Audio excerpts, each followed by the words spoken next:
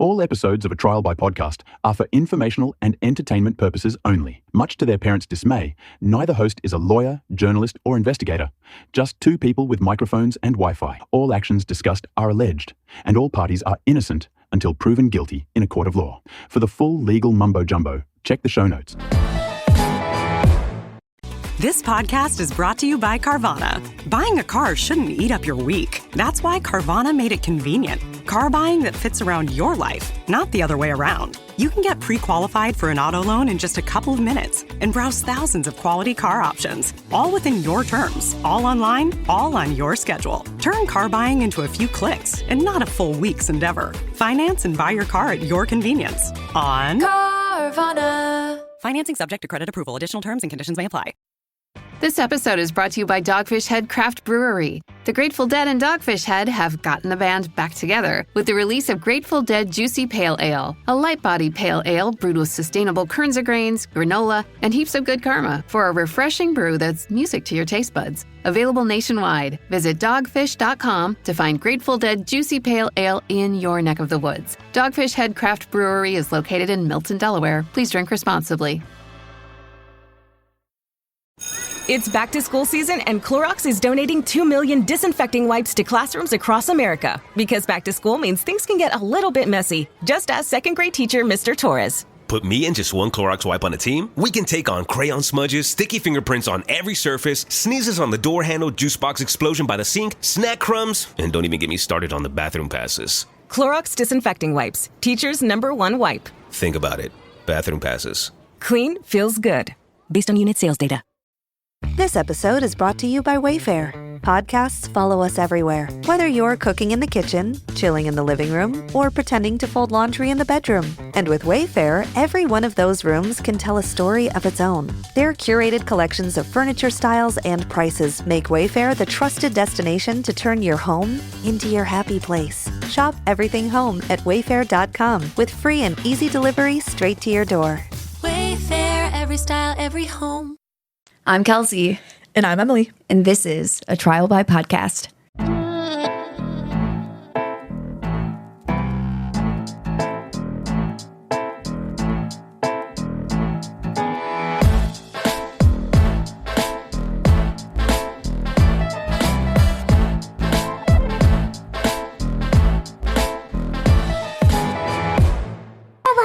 Happy Sunday. Happy Sunday, everybody. It's been a couple weeks since Emily and I have recorded because we went on a trip and busy. Things. So I have a fucking doozy, and I think we're just going to hop right into it. I'm going to say one thing. True crime trivia night, if you're local to the Northeast Ohio area. We had one of our listeners said she's driving from Pittsburgh, and I'm so excited. Even if you're not local, make your journey to Ohio. I'm going to cry. I think I might take Friday off because I have a feeling I'm going to have a really good time. But yeah, so True Crime Trivia Night, Thursday, September 11th. That is just an unfortunate coincidence, the date. But yeah, it's going to be a really good time. I'm really excited. So if you're local, I'm going to put the details in the show notes. But with that, I am very excited is not the right word, but we are about to start a journey together. I'm excited to hear it. I have been telling Emily all week, like texting her. I cannot She's building up the suspense. Wait. You guys are going to know this case. Obviously, you guys see the title. But I want to start out. I'm going to ask Emily a few questions. And I want to make it clear. You haven't told me what it is yet, so I have no idea. That's the point. I want to make it clear. I think these questions are going to prove a point, but not about you, about the media. Okay, so don't feel pressured like you should know the answers. I also want to preface this by saying that I have the worst memory ever, so I know, even if I don't know it, that doesn't mean anything. I have a thought in my head as to how these answers are going to go. Okay. Not just for you, but for anybody. Yeah. Or anyone who's like dabbled in true crime or is not into true crime. I'm going to bring it around to a point eventually. But if it doesn't go my way, we're going to have to cut this part out. Okay. So, do you know who Meredith Kercher is? No. Okay. Do you know who Rudy Guede is? That sounds familiar, but no. Okay. Do you know who Raffaele Sollecito is? No. Have you ever heard the name Amanda Knox? Oh, yeah. And that, my friends, is exactly how I expected that to go. And again, that's not to prove a point about Emily. Yeah. That's to prove a point about this story, is the name Amanda Knox is so infamous with this case, but she's not, I mean, I think maybe she's a victim in this story. I think there are a lot of victims in this story. But Meredith Kercher is the 21-year-old girl who was murdered. She is the victim. And everyone knows Amanda Knox's name. And whose fault is that? Well, we're going to talk a lot about it. But that's where this is such a famous case. And I just, like, when I thought about doing this case, I thought about this a long time ago because I was going to say, I remember you talking about this right when we started the podcast. Yeah. And I guess to give everybody a little bit of background, because I'm going to kind of throw in some personal perspective on this case.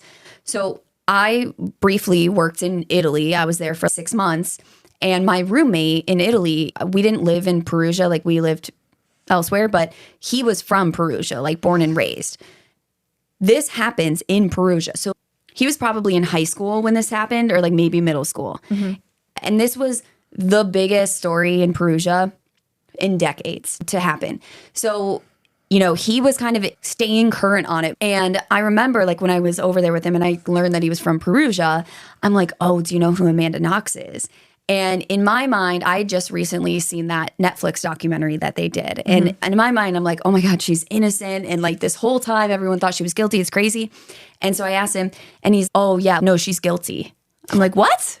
I'm like, are you serious? You think so? I'm like, no fucking way. No way. And he's absolutely. And so then we went out with some of his friends for one of his friends' birthdays. And I was asking them the same thing. All of them, they said, she's guilty, she's guilty, she's guilty. And I think part of this could be that they just haven't kept current, because this goes on for years, like almost a full decade of trials and acquittals and convictions and trials and all of these things. So I think it's maybe just that they weren't current. But I also feel like there seems to be a division. Now, I'm not saying, if you guys are listening, you're from Italy, I'm not saying everyone in Italy thinks one thing, but I get the impression that a lot of Americans think she's innocent, mm-hmm. and a lot of Italians think she's guilty. Yeah. And I think part of that is from the different ways that the media has reported on this case in the Italian media versus the American media. So it's really, really interesting. This is a case that, like, I watched that Netflix documentary. I thought I knew it very well. And the reason that I decided to cover it right now, I was going to wait. But I saw that there is a Hulu series based on this case being released. So the day that you're listening to this, the Hulu series would have just come out like 6 days before that, because it comes out on August 20th. So I don't know if you guys want to listen to this first or watch that. Obviously, I haven't seen it yet. I'm definitely going to watch it. Mm-hmm. But I was like, okay, now's the time. Now's a good time to do it. And yeah. So my last point before we get into it a little bit is, if you know this case or you think you know this case, I think I'm going to blow your mind with some shit that you did not know. Because I have read things that blew my mind that I had no idea about this case. So I don't know. It's going to be at least a 2-parter, possibly a 3-parter. I've only written the first part that we're going to record today. So I haven't even finished it because I'm trying to get it out the same time as that series comes out. But yeah, so follow along. We are going to dive so deep. This is the stuff of true crime that it sounds like a movie script. It sounds like this could not happen in real life. This isn't real. This is a made-for-TV drama. And the fact that it's real, it should scare us all, honestly. So to give you an overview, I think a lot of people know of this case a little bit, but I'm going to give you a brief overview and then we'll start diving into the story. So in November 2007, 21-year-old British exchange student Meredith Kercher was found murdered in the Perugia apartment that she shared with American exchange student Amanda Knox and 2 Italian roommates. Now, investigators quickly focused on Knox and her new boyfriend, Raffaele Sollecito, and they arrested them along with Amanda's boss, a bar owner named Patrick Lumumba. Lumumba was soon cleared of any wrongdoing. He was released. He had nothing to do with this. But despite a stunning lack of physical evidence to support their theory to point at Knox and Sollecito, prosecutors claim that they brutally murdered Meredith alongside a third perpetrator in a drug-fueled, sex-crazed attack. This case, like I said, it has a handful of convictions, a handful of acquittals, and many of the accused have experienced both. Knox was painted in the media as a sex-crazed lunatic. The angel-faced killer with eyes like ice is what they called her. Ooh. And of course, we all know the name Foxy Knoxy. The prosecutors claim that it was Knox who was the ringleader who convinced two men to brutally rape and murder her own roommate, Meredith Kercher. Now, like I said, you may think you know this case, but I truly think that not many people know the details and the threads that sew this unbelievable series of events together. Threads like love, religion, linguistics, sex, obsession, corruption, and even Satanism. See? Emily just made a face like, what? Huh? Because I didn't know that either. Yeah, what? I didn't know that either. There is a whole theory about that this was some satanic thing gone wrong. Like, we're going to get to all the details. It is fucking shocking. And remember, this happens in 2007. This isn't 40 years ago. This is recent. Yeah, well, I guess almost 20, but it's about 20 I guess years. we're just old, but yeah, we're just old. I remember 2007, so yeah. Now, the Netflix documentary on this case opens with Amanda speaking directly to the camera. And I found what she said to be very, it hit me. It really hit me. So very I wanted moving. to start with that as well. She looks at the camera directly and she says, "There are those who believe in my innocence, and there are those who believe in my guilt. There's no in between. And if I'm guilty, it means that I'm the ultimate figure to fear because I'm not the obvious one. But on the other hand, if I'm innocent, it means everyone's vulnerable, and that's everyone's nightmare. Either I'm a psychopath in sheep's clothing, or I am you." End quote. Oh my gosh, I got chills.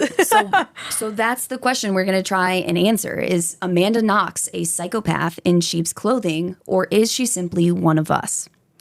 And it depends on who you ask. Like I said, I have seen this just from people I've talked to, which is a limited group of people, like both Americans and Italians. But I have seen this, like every Italian I've asked about this, they're like, yeah, she did it. She's guilty. And every American I ask, they're no, like, she's no, innocent. she didn't. Or they say that they don't know, they don't remember like the case that well. But literally, I was at the bar last night with friends. I was asking everybody. I'm like, do you know who Amanda Knox is? I freaked out some of my friends, new friends I never met before. Because then they're like, no. why are you And then I had to asking me that? explain. And I can't explain briefly. I mean, you guys know me. So I do want to preface all of this with, I think Amanda Knox had nothing to do with this. So I went into this with a bias. But hearing everyone in Italy saying, oh, they think she did it. The way that I went into this research and the way that I'm going to go into the rest of the research for the next few episodes is I am trying to convince myself that Amanda Knox is guilty.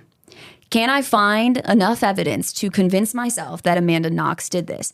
I think if she's innocent, you have to do that to justify your claim that she's innocent. Mm-hmm. If I just present all the facts positively for Amanda Knox and twist them that way, I'm going to do everything I can I'm going to say what I think, but I'm also going to try and twist them the other way if I can. Mm-hmm. And I'm doing that just trying to present this as unbiasedly as possible.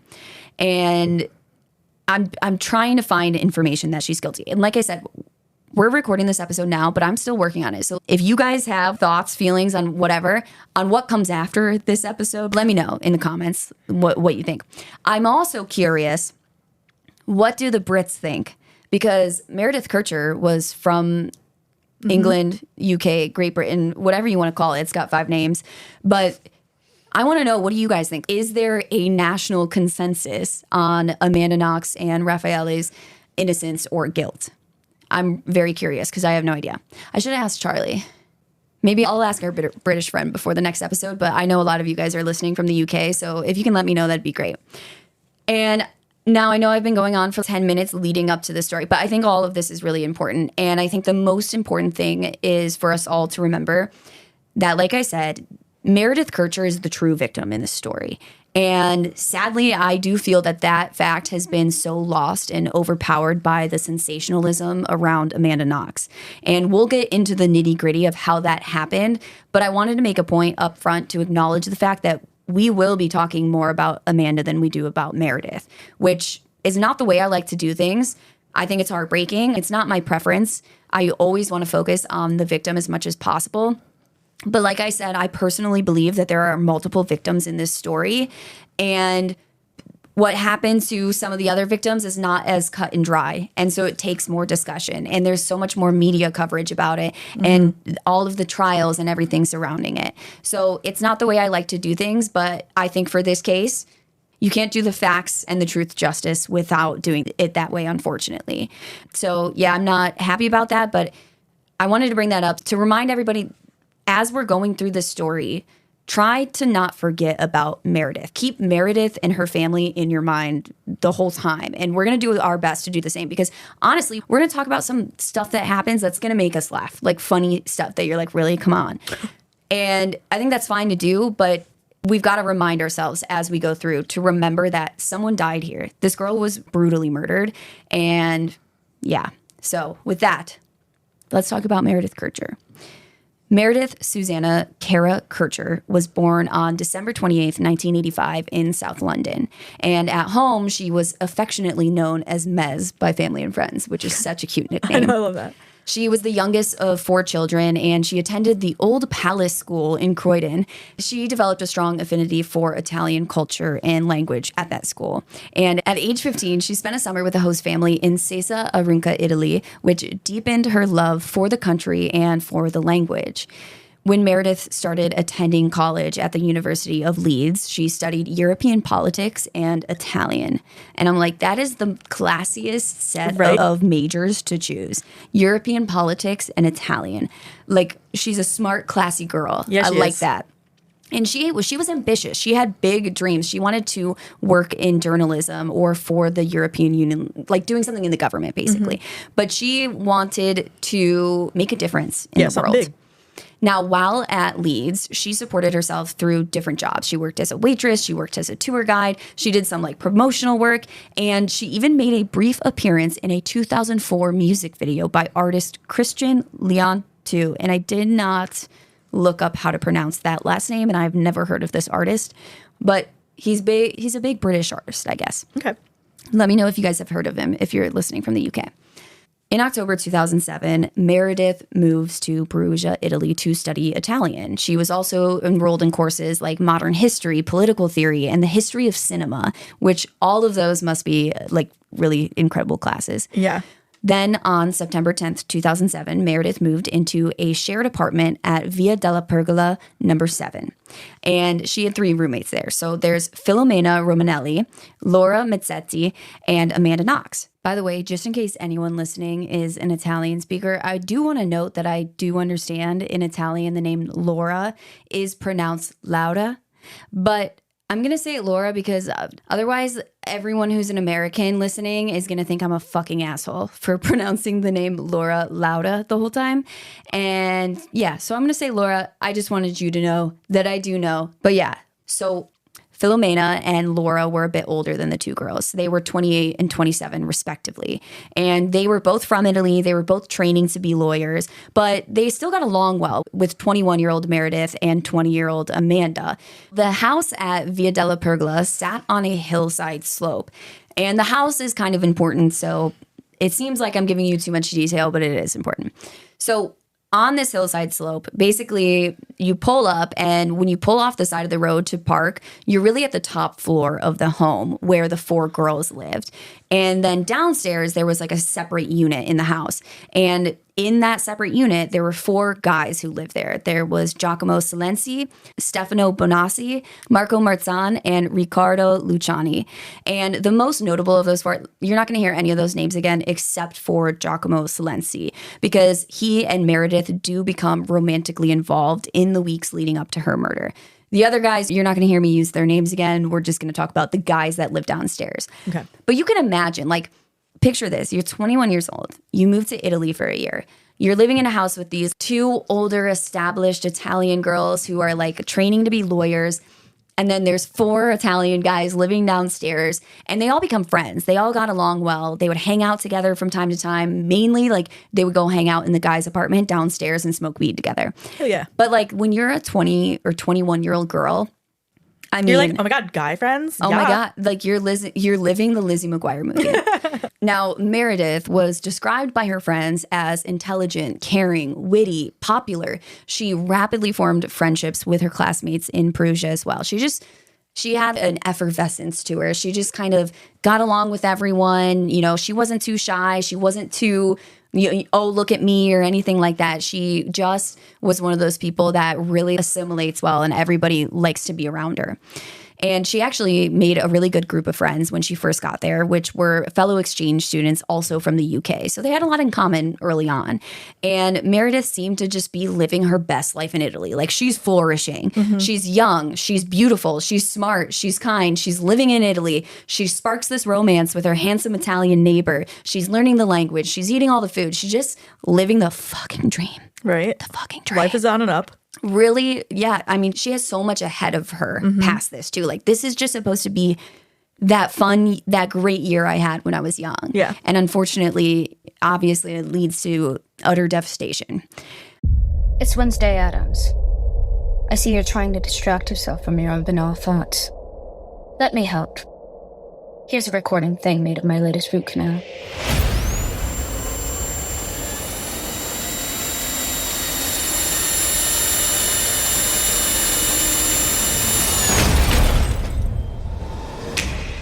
Wednesday Season 2 is now playing only on Netflix. This episode is brought to you by Amazon Prime. From streaming to shopping, Prime helps you get more out of your passions. So whether you're a fan of true crime or prefer a nail-biting novel from time to time, with services like Prime Video, Amazon Music, and fast free delivery, Prime makes it easy to get more out of whatever you're into or getting into. Visit Amazon.com/Prime to learn more. The Conjuring: Last Rites. On September 5th. Come down here, I need your help!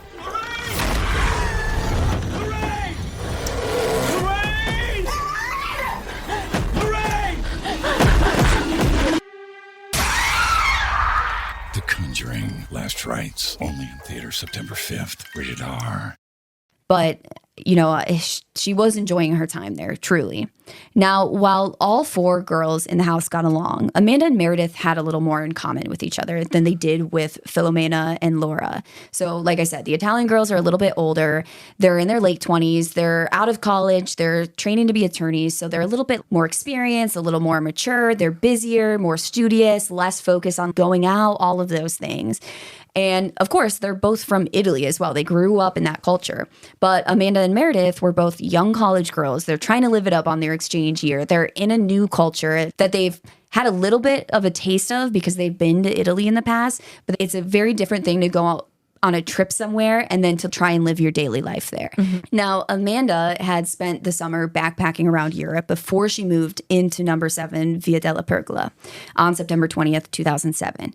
So Meredith had already moved in, I think about a month before Amanda did. So she already knew Filomena and Laura. She already had this group of friends that she had kind of established. And then Amanda moves in. And so this is the first time they meet, September 20th, 2007.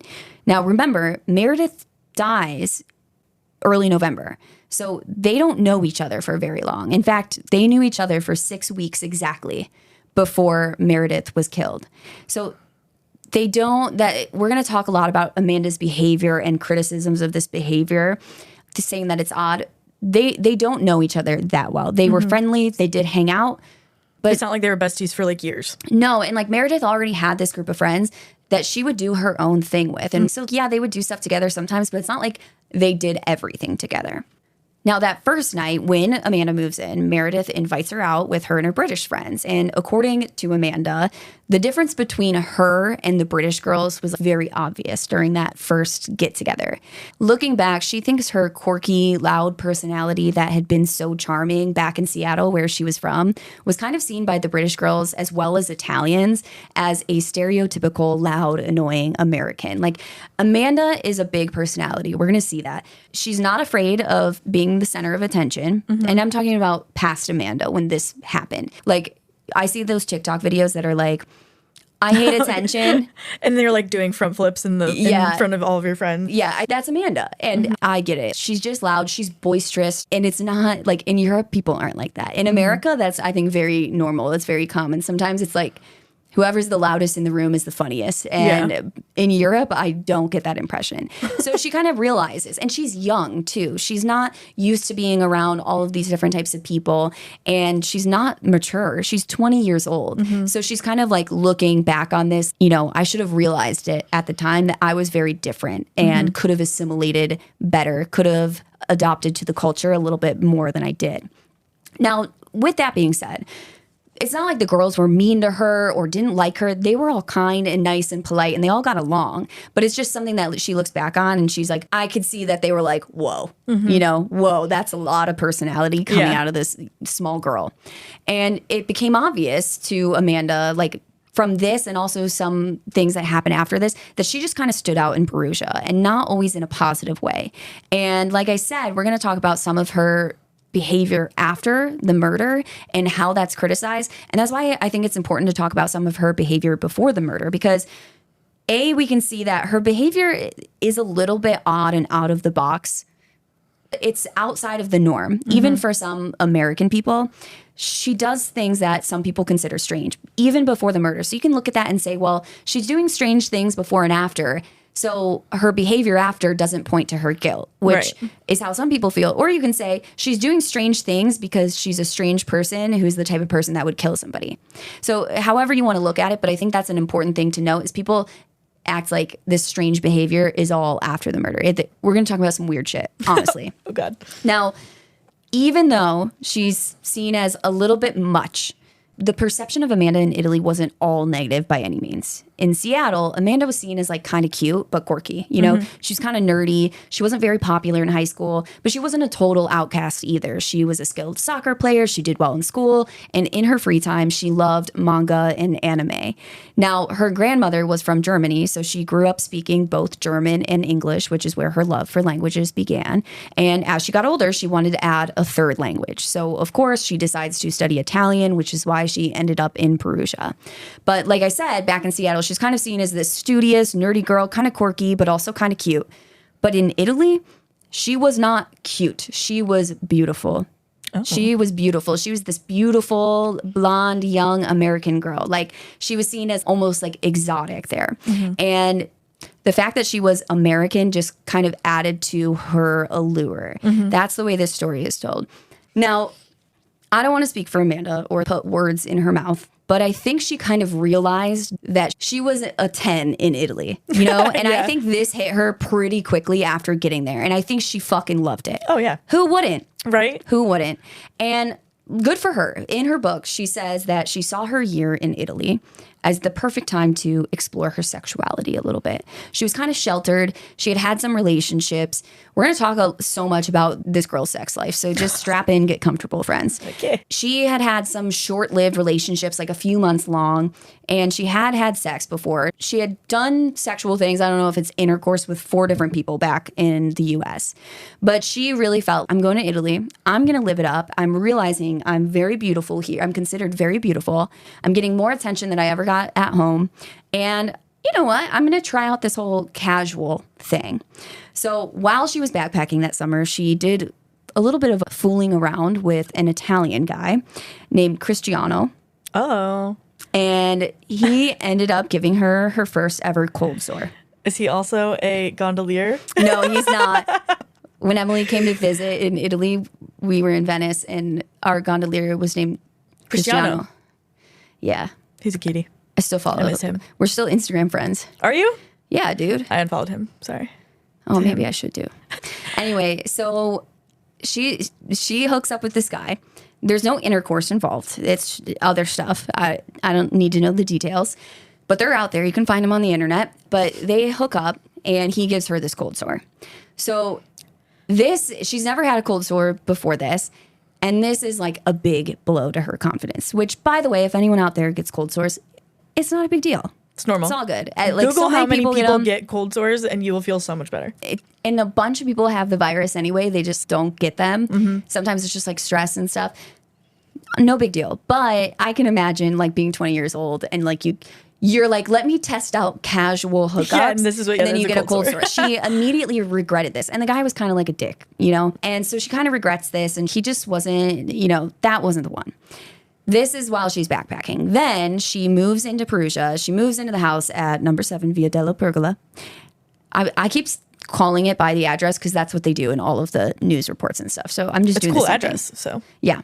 So while she's living there, she meets another man named Mirko, and I believe he was like a barista at a cafe that she would go to. And they like he knew hang her out. coffee order. Yeah. He was like the usual. Usual cappuccino. But they would hang out. They had a sexual relationship briefly, but she quickly realized that they didn't really have any of the same interests. Like they weren't clicking. And she just was like, this isn't giving me what I wanted it to give me, you know? So she stopped seeing him. And she kind of decides after this that maybe casual sex is not for me. She realizes this pretty quickly, okay? Now, I say this all because later on, the prosecution is going to paint Amanda as basically a big old slut. And according to Amanda, this isn't true. And according to what I've read about Amanda, it doesn't seem true. She seems like a girl. She made some mistakes. She regrets those. Who hasn't? She made some mistakes, but they are going to make her seem like a sex-crazed, evil mastermind. Just completely blow it out of proportion. Like she could lead a cult of men with her sexual abilities. That is what they make it seem like. And really, she's just this kind of quirky, I'm nerdy. just trying to have some fun. Yes, yeah. Now, by the time of her arrest, she had sexual encounters with 7 men. So there were 4 back in Seattle. The 2 that I just talked about, and again, not all of these were intercourse. They were just more than kissing is the impression I'm getting. So those 4 men back at home, those 2 guys I just talked about. And then the third, of course, is Raffaele Sollecito. And we're going to get to him shortly. But before we do, there's another important character that we need to discuss first. So while in Italy, Amanda wanted to work so she could have some extra spending money. She had mentioned this to a few friends, and one of them suggested that she interview at a new local bar called Le Chic. And the bar had just opened that August, so its owner, Patrick Lumumba, was still trying to establish a patronage. It was a new bar, it's up and coming, he's got to attract attention somehow. Now, Lumumba had immigrated to Italy from the Democratic Republic of Congo in 1988. He was well known in the community, especially with young people, due to his interest in music. So he actually played in a local reggae band around town, and he helped organize local concerts and events. So he was like a man about town. People knew him. People liked him. He was kind of in this atmosphere. It made sense for him to be opening this bar. He's the town troubadour. Troubadour? Yeah, like the guy like from Gilmore Girls? Yeah. I was just watching Gilmore Girls when Emily got here. Yeah. But like he's known about town. Everyone knows Patrick. Everybody likes him. And a few years before opening Le Chic, he met a woman named Ola, and the pair fell in love. Ola was from Poland, and she was planning to stay in Italy temporarily. She was studying Italian at the University for Foreigners, but of course, after meeting Patrick, she decided to stay for good. And by the time Le Chic opened its doors, they had a 1-year-old son together. So of course, Patrick is like working hard to get this bar off the ground. Now, I don't want to put words in Patrick's mouth, but I get the impression that one of his marketing strategies was to hire young, pretty foreign girls to attract people to the bar. Smart strategy. It works. Basic, but good. So he hires Amanda, and her job, like she would work at the bar as a cocktail waitress at night, but she would also spend time on local college campuses passing out flyers to attract new customers. And Amanda kind of says that like her vibe was pretty girl saying, I work at this bar, come to this bar later. And she kind of knew that when she was offered the job and they explained to her like what she was going to do. And she wasn't really bothered by this. But after a few weeks of doing the job, she had a handful of men like say or do things that just kind of made her uncomfortable. And she began to not really enjoy it that much. She was just like, this is not for me. She wasn't enjoying that type of attention from that group of people, which I wouldn't either. But, you know, some people love working jobs like that. Like, you know, the girls that work at clubs and they have the time of their lives and love their jobs and everything. But it just wasn't for Amanda. Now, she also often had to work late until midnight or 1 a.m., which was difficult because she had school in the morning. And she got nervous, like walking home alone late at night like that. Sometimes a coworker would offer to walk with her, but when he couldn't, Meredith would often offer to come meet Amanda so they could walk home together because she would be like, out. Nice. Exactly. And that just, this is just a small show of how caring Meredith was. Like Meredith was like, oh, you're still at work? Well, I'm out. I'll come meet you. Let's walk together. And I mean, it's safer for both of them. So one night after the girls arrived home, they decided to go downstairs to visit the guys. Meredith had to do something in the house, so she tells Amanda, okay, you just go downstairs and I'll meet you down there in a few minutes. So Amanda does. And as soon as she goes downstairs and opens the door, she's greeted by all 4 of the guys plus their friend Rudy. And all 5 of them immediately break into laughter as soon as Amanda walks in. And Amanda asks, what's so funny? And they're So like, you guys oh, talking shit about me? nothing. What's the deal? Exactly. And they're like, oh, nothing. Remember that. We're going to come back to that because Amanda just kind of let it go. She didn't really know the guys that well. She had met their friend Rudy once before when she had gone to the guys' pickup basketball game, but she'd never seen him in the house before. And so she's like, I don't even want to know. I'm just going to let that one go. And not long after she got there, Meredith arrives and the group of 7 just sat around laughing, smoking weed, just having a good night before the girls headed upstairs to go to bed. So that's a really random side note, but it's important. It's going to come back. Okay. So they would have some nights like this, but Amanda was starting to get tired working this job. Apparently she sucked as a cocktail waitress, and Patrick actually cut down her hours so she wasn't working on weekends and she was only working on Tuesdays and Thursdays. He's like, I can't fire her, but I can cut her hours. Yeah, and he was really nice about it. He was like, look, Amanda, this is not the job for you. I'm not going to fire you, but I'm going to have you work on Tuesdays and Thursdays so you can like practice and learn because she couldn't keep up with the. If you guys have worked in the service industry, yeah, she just lived in the weeds, dude. Honestly, same. When I waited tables, like I was in the weeds, and guys, I don't handle stress well. I was not good at it. But she just so her hours get cut. She's kind of stressed. She's like doing these late nights, and just a few weeks after starting this job, her hours are cut. So she has some extra free time now on the weekends. And so one day she decides to do something fun for herself. And like any 20-year-old looking for a good time, she asks her roommate, Meredith, to attend a classical music concert with her. Oh, if she couldn't get any classier, let's go to a classical musical concert. No, seriously. So Meredith accepts, and the 2 girls attend the show together on October 25th. After the show began, 2 guys walked in late, and they were kind of standing off to the side, trying not to disrupt the show. Now, Amanda's looking at these 2 guys, and she's, oh, one of these guys is a cutie patootie. He's cute. He's got brown hair, round glasses, and she later describes him as like an Italian Harry Potter. Oh. So that just shows you the quirky, nerdy side of her. He looks like a nerd. I like it. And I'm not using nerdy with a negative connotation. I'm just saying, not at all. Nerds are cute. Nerds can be hot. This is how she describes herself. But that's her type. I mean, like she saw him, she's like, oh yeah. I like him. She's like, Italian Harry Potter, yes please. And thank you. Now, he was not the type of guy that usually got a lot of female attention. So when Amanda starts like smiling at him across the room, he kind of thinks, oh, she's like looking over his shoulder. Who is she smiling at? And then he realizes, oh, she's smiling at me. So he's like, I have to approach. I must approach despite his rising heartbeat. He's like, my heart was beating out of my chest. And whenever I try to do an Italian accent, I go Russian. Yeah, I was going to say, you go like Godfather, like Russian mob. Yeah, it needs some work. So he goes over to Amanda and he asks if he and his friend can take the empty seats next to Amanda and Meredith. And of course, Amanda obliges. And she's like, can you? She's like, please. Yeah, yes, please. You sure can. It's had your name on it. So they sit, and during the show, like in between songs, they're kind of just like quietly chatting. And once the show was over, the pair... Like, hey, have you ever heard of Harry Potter? Dude, they talk about Harry Potter. They're obsessed. People in this story are obsessed with Harry Potter. There are some like random themes. I also love Harry Potter, so I knew you would like that. So once the show was over, the pair formally introduced themselves. And this man was, of course, 23-year-old Raffaele Sollecito. Now, I have heard Amanda Knox doing interviews, and I've heard her say Raphael and Raffaele. And the way his name is spelled, and from my limited knowledge of the Italian language, because I did study it for a year and a half, even though you would never fucking know it, it should be pronounced Raffaele. So that's how I'm going to say it. I think she's dropping this as like a little nickname, and I don't know him like that. So someone's going to yell at me, no matter how I say it, but there's my explanation. So Raffaele was from southern Italy, and he was in Perugia to study computer science at the University of Perugia. He was set to graduate just 3 weeks later, and he planned to move to Milan after graduating to work as a software engineer. Like Amanda, he was smart, he's kind of nerdy, he collected knives, he loved manga and anime, and the two would later bond over this, of course.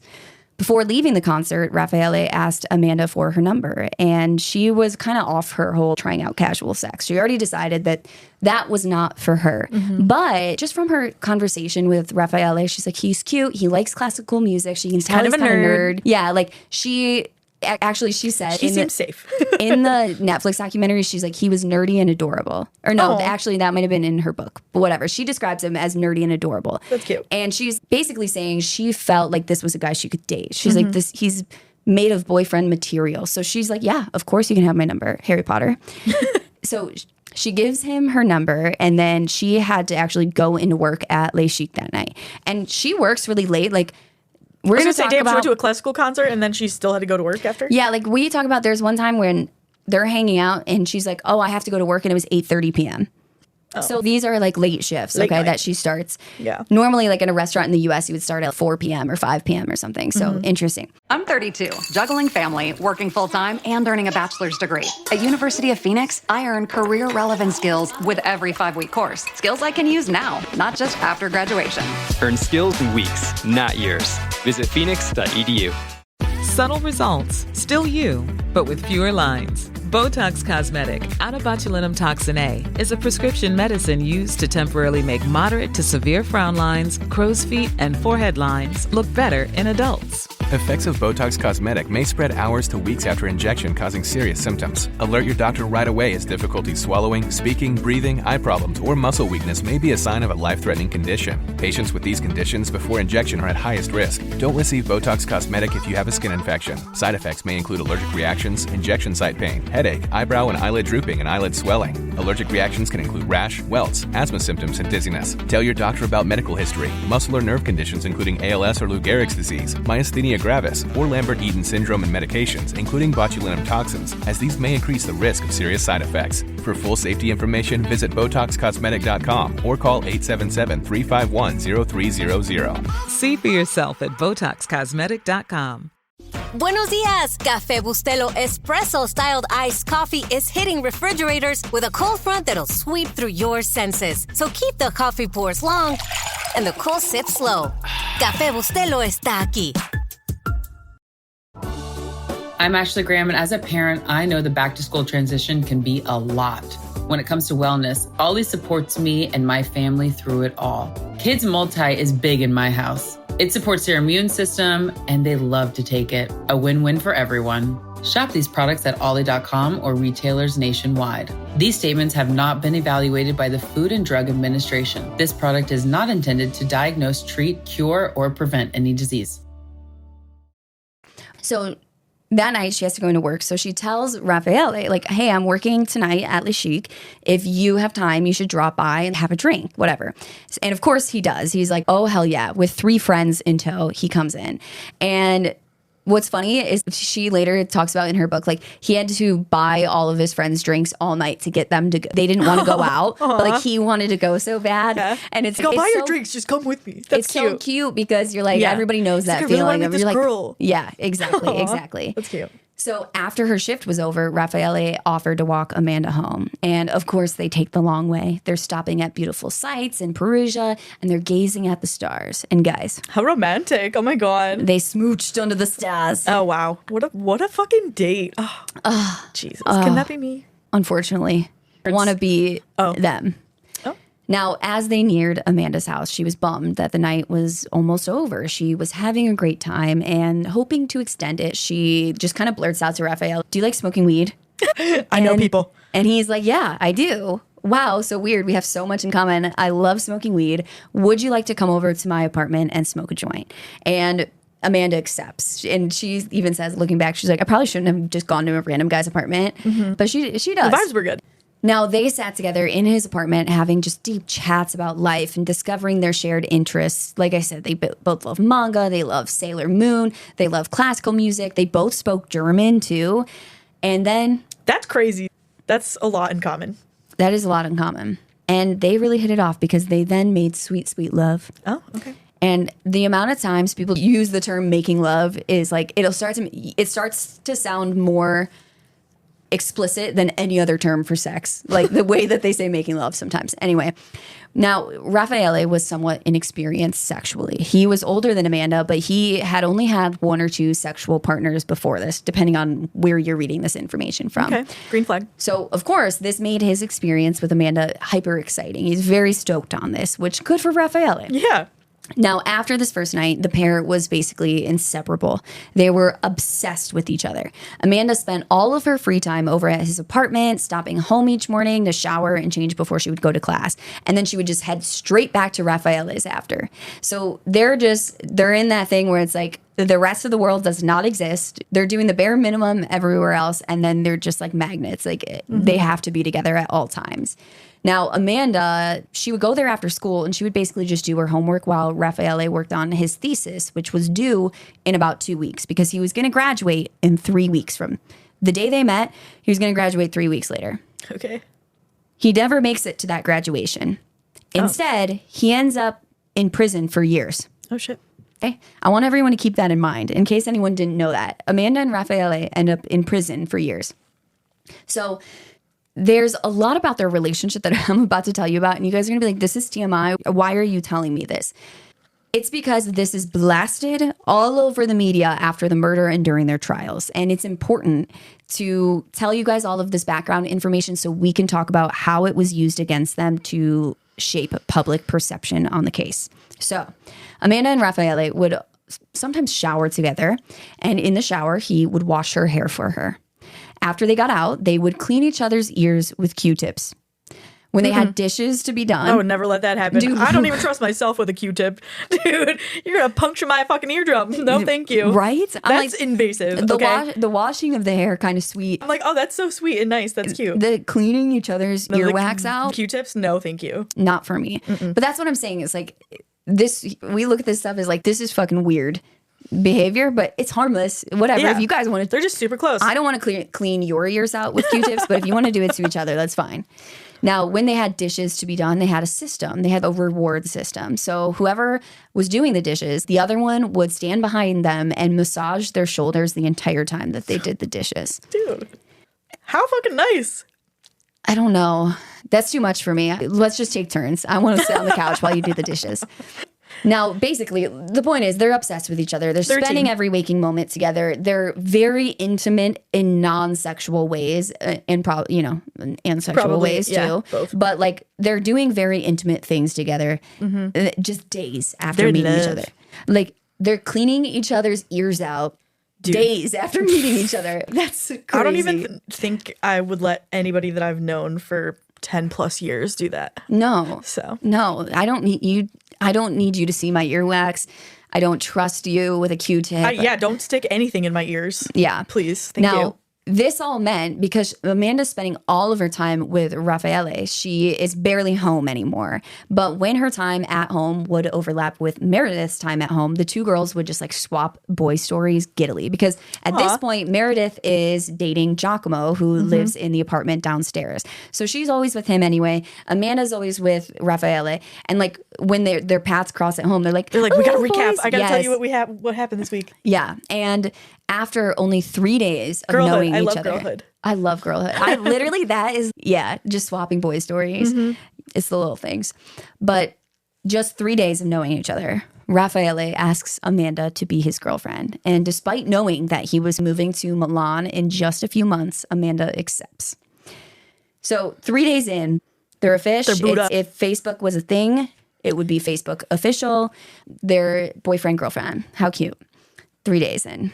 So just a few days later, after making it a fish, it's Halloween. And Halloween in Italy is not as big of a deal as it is in the U.S. I don't think it's as big of a deal anywhere else, like it's just compared another to the excuse U.S. to drink.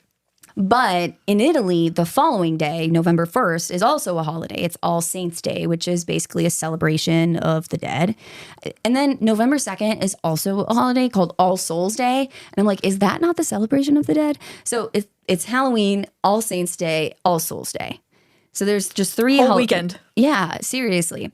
So on All Saints' Day, everything is shut down for the holiday. So this is a Thursday. It's a quiet Thursday in Perugia because everything's closed. And that day at the house, Amanda briefly chatted with Meredith, whose chin was still stained red with fake blood from her vampire costume the night before. And so Meredith is just kind of complaining to Amanda, I can't get this off my face. And That's the worst. Amanda's like asking her, okay, well, like, how was your night? And Meredith tells her it was great. She went to a dinner party, and then she went to a club and went dancing, and she didn't end up getting home until 5 a.m. And Amanda was a little jealous because she had asked Meredith what she was doing that night, like beforehand. And Meredith was like, oh, I'm going out with like my British friends, and didn't like really invite Amanda. And Amanda was like, oh, that's fine. She has her own friends, whatever.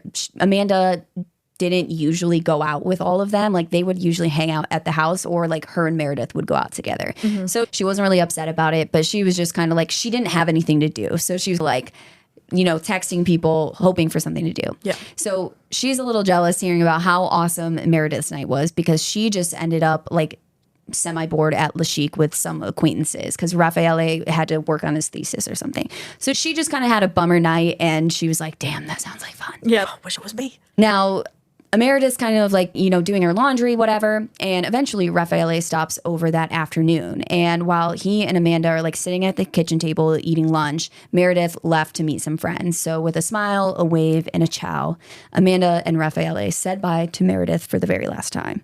Amanda and Raffaele then went to Raffaele's house to hang out.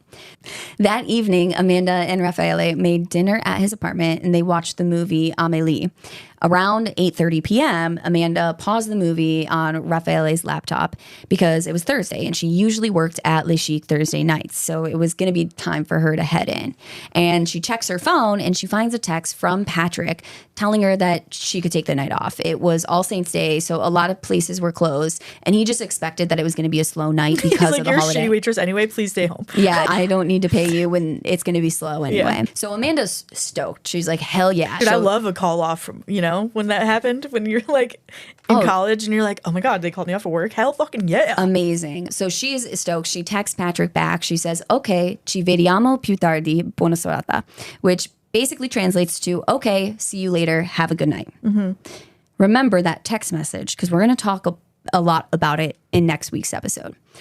Okay, see you later, have a good night. Does anything sound off to you about that text message? Mm-mm. Exactly.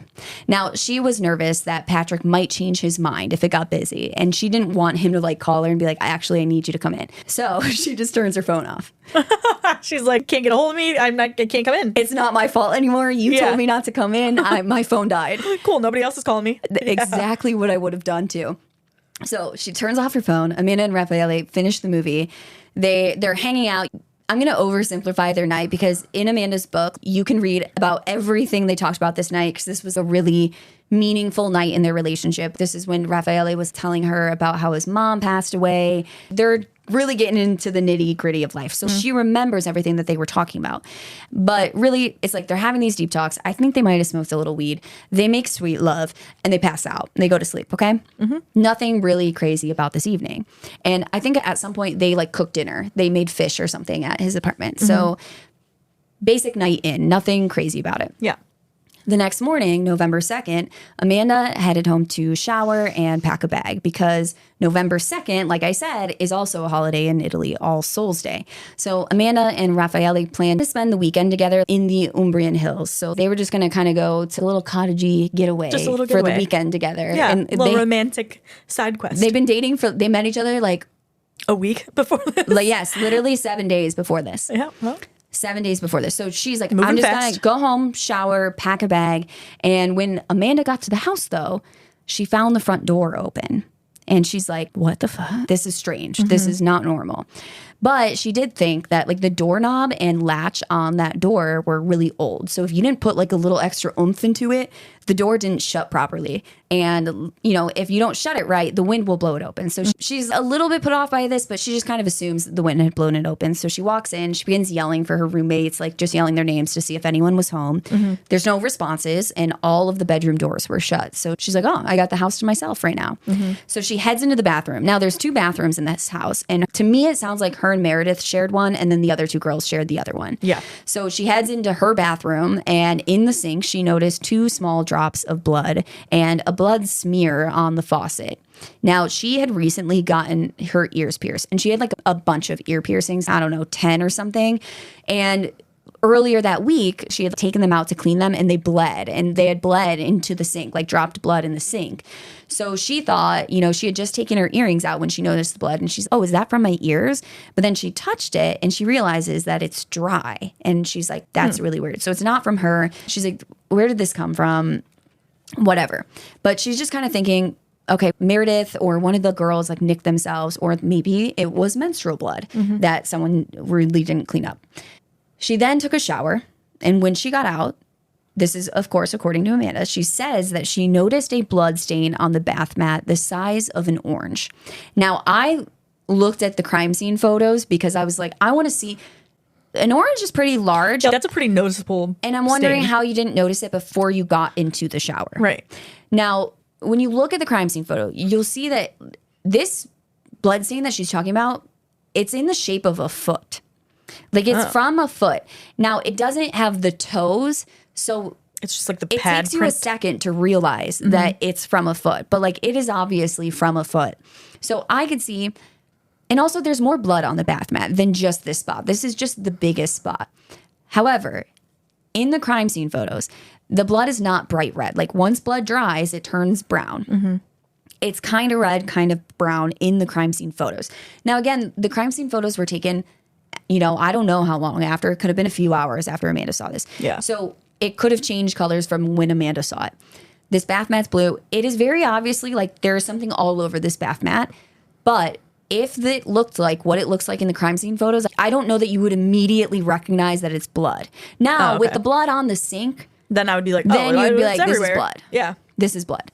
But Amanda kind of thought again that she's, what the fuck is this blood from? Maybe someone got their period. That's what she's thinking. And I don't know. Made a fucking mess. I don't know if goddamn. this is my personal bias from my belief that she's innocent. But like when no one's in the house, I don't know. I would maybe like text people and be like, yo, you good? There's blood in the bathroom. Yeah. But I would not jump to something Murder? is horribly wrong. Yeah. Because it's quiet. It's calm. There's no chaos going around. It's not like there's broken shit everywhere, anything Yeah, like like she's that. just home showering. But when you look at this bath mat, I do wonder, I'm like, how did you not notice that before getting into the shower? Yeah. That is confusing to me. I will say that. The one thing I can think of is if she's in a rush and she's just taking her clothes off, like jumping in as quickly as possible. Maybe. I don't know. But it does seem a little bit odd to me that you wouldn't notice it until after you got out of the shower. So Amanda, after getting out of the shower, she's kind of trying to justify all this in her mind. She then goes to the other bathroom in the house because she wanted to borrow Philomena's blow dryer. And in that bathroom, she immediately notices a big old dump just sitting in the toilet. Dude. Just a big old shit. That's fucking rude. This is when she knew something was wrong. The blood? I'm not joking, dude. She said, oh no, none of us girlies would leave a fucking giant shit in the toilet. No way. No, 100%. And we're laughing because shit is funny. But she talks about this. She's, the hair on the back of my neck stood up, like type of feeling of, oh, something is wrong here. None of the girls would just leave shit in the toilet. And so she begins to get freaked out because she's like, is someone in the house right now with me? And now the blood's seeming weird. Yeah. Now the blood is like, adding up. Wait, now everything is slowly just the blood, on the sink. Not that big of a deal, but like all of these things together, she's getting freaked out. So she grabs all of her things and she heads back to Raffaele's. And on the walk over, this is about a 10-minute walk between her place and Raffaele's. And she calls her mom and she's like telling her mom what happened. And she's, what do I do? And keep in mind, back in Seattle, it's the middle of the night. So her mom's like, freaking, what is wrong? Are you okay? And her mom just tells her, you need to just call all your roommates and check on them. If there's blood, like just, maybe someone cut themselves and they had to go to the hospital to get stitches. I don't know. So she's like, call your roommates to check on them, go to Raffaele's, and then call me back and just let me know what your roommates said. So she calls Philomena and she tells her what happened. And Philomena immediately panicked because she's like, I wasn't there last night. She had gone out for the night. She stayed elsewhere. And their fourth roommate, Laura, was in Rome on business. But she didn't know where Meredith was. She's like, I don't know why Meredith wouldn't be home. So Philomena's immediately worried, thinking that someone had broken in and robbed them. And Amanda's like, I didn't really notice anything weird or like missing. The only weird things are the poop and the blood. We're in the bathroom, yeah. Yeah. So Philomena asked her, she's like, okay, well, have you talked to Meredith? Amanda's like, no, I haven't gotten a hold of her. She wasn't home. And Philomena's like, call Meredith and go back to the house to see if anything was stolen. Like, we need to know if anything was stolen. Mm-hmm. So Amanda calls both of Meredith's phones because she has two phones. She has one that is her British phone number that she uses to call her family back home. And then she has one that is a local Italian SIM card for making, local calls. And this local phone is actually listed in Philomena's name. So she calls both the phones. Of course, Meredith does not answer either phone. Now, Amanda gets to Raffaele's and she tells him what's going on. And she's just trying to calm herself down. She's trying to explain I'm trying all not to spiral. I'm trying to be practical about this. And again, I'm trying my best to be unbiased, but this reminds me of in the Idaho 4 student killings, people always talk about the roommates and they're like, how did these girls wait so long to call the police? Obviously they're involved, whatever, these little pieces of shit on the internet saying that. Mm-hmm. And it's like human nature, like your biology is like trying to protect your mind from understanding these traumatic situations. Mm-hmm. And your mind is trying to find reasonable explanations for things that are happening. And I think that's what happened to the two roommates in the Idaho 4 case. And I think, in my opinion, I think that's probably what's happening here. Other people will argue, well, no, she knew what happened and she's trying to put on a performance. She's like trying to cover it up. Yeah. Right. So either way you think, to me, this can't mean that much because it's just someone's behavior, but that's just me. Isn't home where we all want to be? Reba here for Realtor.com, the pros' #1 most trusted app. Finding a home is like dating. You're searching for the one. With over 500,000 new listings every month, you could find the one today. Download the Realtor.com app because you're nearly home. Make it real with Realtor.com. Pros #1 most trusted app based on August 2024 proprietary survey. Over 500,000 new listings every month based on average new for sale and rental listings. February 2024 through January 2025. This episode is brought to you by LifeLock. When you visit the doctor, you probably hand over your insurance, your ID, and contact details. It's just one of the many places that has your personal info. And if any of them accidentally expose it, you could be at risk for identity theft. LifeLock monitors millions of data points a second. If you become a victim, they'll fix it, guaranteed, or your money back. Save up to 40% your first year at lifelock.com/podcast. Terms apply. Leading a business today means constantly adapting. On the Executive Insights podcast, brought to you by AWS, global leaders share how they're making tough calls, testing bold ideas, and putting innovation into practice, generative AI included.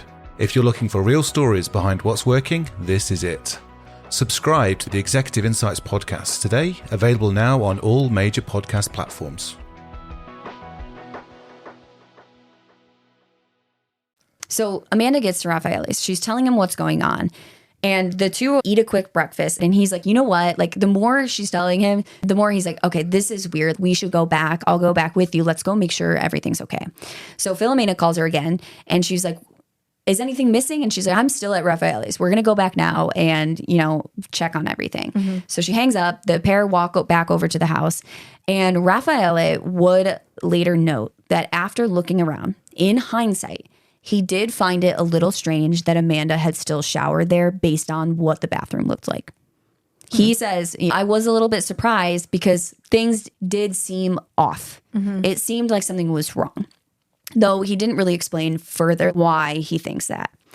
Now, nothing was amiss in the kitchen or the living area, so the pair began checking the bedrooms. I want to make one more point about what I just said, actually, though, about Raffaele. One thing I will say is that as a young girl who has this new boyfriend, this new hunky Italian nerdy boyfriend that she's obsessed with, I could see her thinking, oh my God, one of my roommates maybe cut their arm, they had to go get stitches, and I don't want this to ruin my weekend.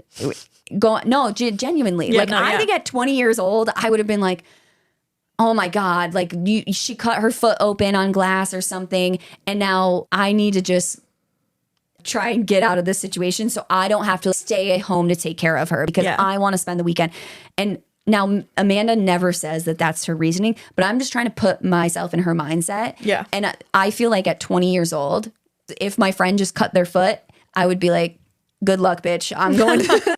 At 29, I would not be that... A little more Actually, panicked. if you just cut your foot. But also, I feel like to point out why Raffaele said, oh, like the bathroom looked weird, but that's because he already knew, right? Because Amanda had probably told him, like, yeah, there's a bunch of shit in the bathroom. Like, you're right. So he's already looking for that. But like maybe she wasn't like alert, you know? She didn't notice that first. That is such a good point. He is going into this already scene, knowing where everything looking is. through a lens of, is this weird? Yeah. Amanda was just going home to shower. Yeah. She didn't have that lens of, is this weird? Mm-hmm. That is such a good point. That it really is. But I think that I just could see her thinking, someone cut themselves. I'm going to, I'm not going on worry this about trip it with my boyfriend. Yeah. Then I could see, but then you see the shit left in the toilet and you're like, no, oh, that's weird. That's weird. Even if someone cut themselves and this person had to rush, they could flush to the toilet. Like, what is happening? Yeah. So I can see, but again, I'm doing my best to form a scenario to explain it. So I don't know. Now, nothing was amiss in the kitchen or the living area. So the pair began checking the bedrooms. Amanda checked Laura's room, and again, nothing was off. Then she opened Filomena's door and found that her window had been smashed in. And actually, I believe a rock was thrown through it. There were clothes strewn everywhere. The drawers were open. All the closet doors were open. It just looked like it was ransacked. Like a tornado went off. Yes, exactly. And they realized that someone had broken it. Then Amanda's looking around and she notices that Filomena's laptop and digital camera were still sitting on her desk. Weird. So she's immediately like, that's weird. Why? If someone's robbing the place. Yeah, like why wouldn't they take the two most valuable things in plain sight? Because again, nothing, Laura's room, the living room, and the kitchen all were fine. Mm-hmm. They all looked fine. So if they were stealing stuff, it was from this ransacked room. Yeah. But then they the left all valuable items are there. So as they're like looking at Filomena's room, Filomena calls again. Because remember, she called them once at Raffaele's. She's like, hey, did you guys figure out what happened? Yeah, she's like, you guys are taking forever. Yeah. And so she calls again. And Amanda's like telling her. She's like, everything's fine but your room, dude. Exactly. And so Filomena's obviously freaking out. And she's like, I'm coming home right now. I'll be heading home right now. So finally, after she gets off the phone with Filomena, she tries Meredith's room. But they find her door locked. So Amanda heads downstairs to the guy's house. She's thinking, okay, well, Meredith's not here. Where would she be? Maybe she stayed the night at Giacomo's. So she goes downstairs to check, but the guys didn't seem to be home. I couldn't find if they were actually home or not, but no one answered the door. I think they weren't home. Okay. Now, she went back upstairs and she begins pounding on Meredith's door because she didn't know where Meredith would be if she wasn't at home or at Giacomo's at this time of the day. It's so like she's in the morning. She's in her bedroom with the door locked. Like she has to be. Which is weird because she doesn't normally lock her door. It depends on who you ask. But at this point, Amanda's starting to get somewhat frantic. Yeah, not feeling usually, Meredith left her door unlocked unless she was changing her clothes. That's the only time she would lock her door. Like when she got out of the shower or she was changing. According to Amanda. Other people say differently. Now, these old Italian doors, they usually have keys that can be used to lock from either side of the door. So like in the US where we have the little, what do you call it? Nub. The little switch nub. The twist. Twisty. I'm sure lock. that has like a real name. A twist lock, yeah. Yeah. Twist lock, whatever. On one side, it's like you can only lock the door from one side on interior doors. It's not the case in a lot of Italian homes. You can lock it from either side. So it is possible that Meredith had left her bedroom and locked the door and then left the house. Okay. But again, she didn't normally do that. So Amanda's concerned. She thinks, she's like, why isn't Meredith answering? So Raffaele tries a few times to kick the door in, but he's not able to. Now, Amanda calls her mom again. She tells her someone had broken into the house and they can't find Meredith. At this point, her mom says, call the police. Yeah, call the police ASAP. now. And Raffaele does. Now, it's important to note in Italy, because we're going to talk about a few different police forces. So there's different police forces. It works different here. I'm not an expert. Like I would see both of these police forces, and I think there's other law enforcement agencies besides these two, but these are the two main forces that you see on the street. I had to research this, so someone correct me politely if I'm wrong. But basically, from what I know, there's the Polizia, which are like the state police. They handle like general law enforcement, traffic violations, emergency responses, stuff like that. And then there's the... See, this fucks me up because I always thought it was Carabinieri, but there's an extra A in there, so it's Carabinieri. Carabinieri. I can't do it. I'm gonna say it my wrong way. The Carabinieri. And this is the military police force. So they handle more complex and like more serious crimes that require investigations, like robberies, things like that. And Raffaele knew this because his sister was actually a police officer in Rome. So instead of calling the polizia, which normally like for an emergency, that's who you would call, he directly calls the Carabinieri. He's like, no, we need the big boys for this one. Exactly. So put a marker here. I'm going to put the 911 call in, but we don't really need to sit and listen to it right now. Okay. So as they waited, oh no, I'm not going to put the 911 call in. It's in Italian. Oh. Fuck. Zebra. I can't put it in English, like in text. Okay. Stupid me. So as they waited, Raffaele and Amanda continued to look around. Amanda stood in the door of the second bathroom and exclaimed to Raffaele that the poop had been flushed. She's like, what the hell? Someone flushed it. And this put her into a full-on panic because that was her like that was the thing that made her like alert and feel weird. Well, and this made her think that someone must have been in the house when she was there earlier because someone flushed it after she left. Oh, shit. So she's literally freaking out at this point. And at this point, she is very concerned about Meredith. Now, 2 officers arrived at the home soon after they called for the police. But they weren't from the Carabinieri. They were from the postal police, which deal with tech crimes. So they had just called for the police, but randomly 2 other officers showed up at the house. And the reason that they were there was because one of Amanda's neighbors had turned in 2 cell phones to them after she heard them ringing in her yard that morning. So what they think is that there is basically like a big wall that surrounded this neighbor's house, and someone had thrown the phones over that wall. And of course, we eventually realized that those phones were Meredith's phones. They basically realize this because they're asking for the phone numbers and stuff, and they figure it out right then and there with Amanda because Amanda has the phone numbers. So now, fully panicked, Amanda explains the situation to them. Like, what's going on? We're waiting for the police to come right now because this window's broken in. My roommate won't answer. All of these things. And she's like, you need to break down this door and check on my roommate. Something is obviously wrong. And they refuse. They said they're not allowed to do that sort of thing. They have to, like, that's out of their jurisdiction. They have to wait for the Carabinieri.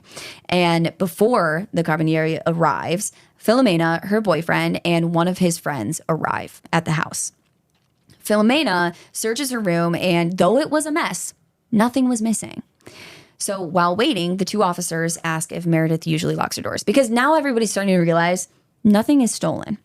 So why did somebody break in? And so they're like, is she normally locking her doors? And Amanda's trying to explain to them that, oh, she locks them, but only when she's changing or when she gets out of the shower. But Amanda's kind of like mid-sentence trying to explain this, and Filomena just like interrupts and she exclaims, she never locks her door, okay? This is important, not because Filomena interrupted her or anything, like this is a stressful moment. It's important because we're going to see a series of misunderstandings and mischaracterizations of behavior because this is now going to come back on Amanda. Yeah, they're like, oh, what do Amanda's you mean? lying to the police because all the other roommates say that she never locks her door.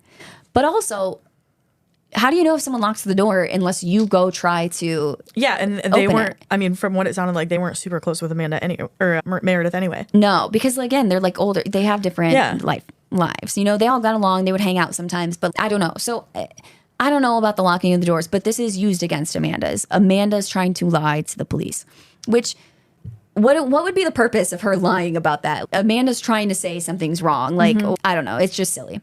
Now, after this, Filomena begins shouting rapidly in Italian at the officer. She is freaking out. And she's speaking too rapidly for Amanda to understand any of it. Because Amanda speaks some Italian, enough Italian to get by. But like when people start going really quickly. Firing? Yeah. So she's not catching any of this. Then Filomena's boyfriend began just like kicking at the door. So what we think happened is Filomena's yelling, kick that fucking door in. You need to check on her. They're saying we can't. And so Filomena's boyfriend just starts kicking the door. All right, fuck you guys then. And after 3 tries, the door swings right open. And they're all standing at the doorway, but they're in a hallway, okay? So it's a thin hallway. There's a crowd of them because there's the 2 officers. There's Filomena. There's her boyfriend, her boyfriend's friend, Raffaele. I don't know if the boyfriend's friend was actually in the house. I don't know. Raffaele and Amanda. And Amanda's kind of like off to the side because everyone's yelling at each other in Italian. Yeah, they're all crowded in the doorway. And she's not understanding. She's trying to get Raffaele to translate for her. So this door swings open and Filomena immediately begins screaming. She's saying, un piede, a foot. And Amanda's trying to like look into the room because everyone's free. They're saying the officers are yelling Meredith, which is shit. They're like shit. Like she knows that they just saw something bad. She's trying to peek into the room, but according to Amanda, she can't see over everyone. And the officers just immediately rush everyone out of the room. They shut the door. They rush that. They're like, get out of the house now. So Amanda's not understanding what is happening. Everyone's speaking so quickly that she is not catching it except a few words here and there. She hears them saying the words for body and wardrobe. And at this point, she realizes there's a dead body in Meredith's room. And at first, before they got outside of the house, she thought there was a severed foot because everyone's saying un piede. So she's like, there's a foot, like a severed foot. There's just a foot in her room. Then they're saying corpo, body, and she's like, there's a dead body, and then she's hearing the wardrobe. So she thinks that Meredith's body was stuffed into the wardrobe, you know, basically a big standing closet. And in reality, this is not what happened. But she ends up telling a couple people this, I think, and there's some misunderstandings with the police later on that aren't super major. But in reality, Meredith was found lying on the floor, covered by her duvet, except for one of her feet sticking out from the duvet. However, there is blood, and it is very obvious at the scene, even though you can't see her, that she is dead. She was partially clothed, from what I read, wearing only a top but no bottoms, and a pillow was placed underneath her hips. Now, this pillow had a bloody palm print on it, which did not belong to Meredith. The blood belonged to her, but not the palm print. Also, underneath Meredith's body were a towel and a fitted bedsheet, and both were completely soaked in blood, as well as a sock that had been found on the floor underneath. Her bra and underwear were found lying on the floor in front of her exposed foot, and from the bloodstains on the bra, they believe that the bra was cut off of Meredith after she had been stabbed. The clasp on one side had been completely cut from the bra. I believe it's the hook side. So it's just almost like a little square of her bra that had been cut off instead of unhooking her bra. This clasp was not originally collected as evidence at first, and it was later found underneath a rug on the floor. And how much later, you may ask? 46 days later. So it wasn't until 46 days after the discovery of Meredith's body that this bra clasp was collected as evidence. When it is collected as evidence, it's found underneath a rug. But when you go back to the crime scene video, it's not underneath the rug. It's seen underneath a pillow. So it's moved, probably on accident, but it has moved. It's been disturbed within those 46 days. Now, the police also collected samples of blood from the bedroom and the bathroom. All of this was later confirmed to belong to Meredith. Now, when they go into the second bathroom, so like Filomena and Laura's bathroom, they find shit in the toilet. Now, if you remember, Amanda peeked in the bathroom after her and Raffaele got there, and she thought that it had been flushed. I don't know if she just peeked in the doorway. I don't know if she went over to the toilet and she thought it had been flushed, and she was wrong. I thought she saw it in her and Meredith's bathroom. No, the blood was in her and Meredith's bathroom, and the shit was in the other one. Okay. Yeah, she had gone in there she wanted to borrow Filomena's blow dryer. Okay.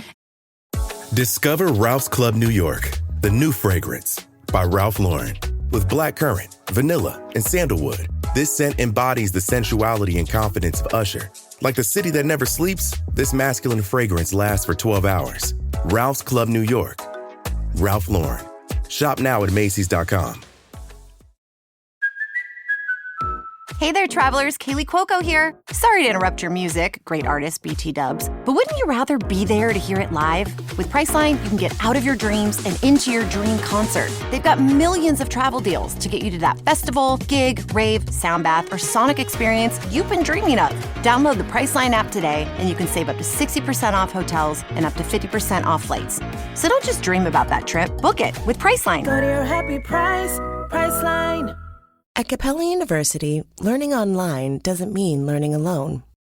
You'll get support from people who care about your success, like your enrollment specialist who gets to know you and the goals you'd like to achieve.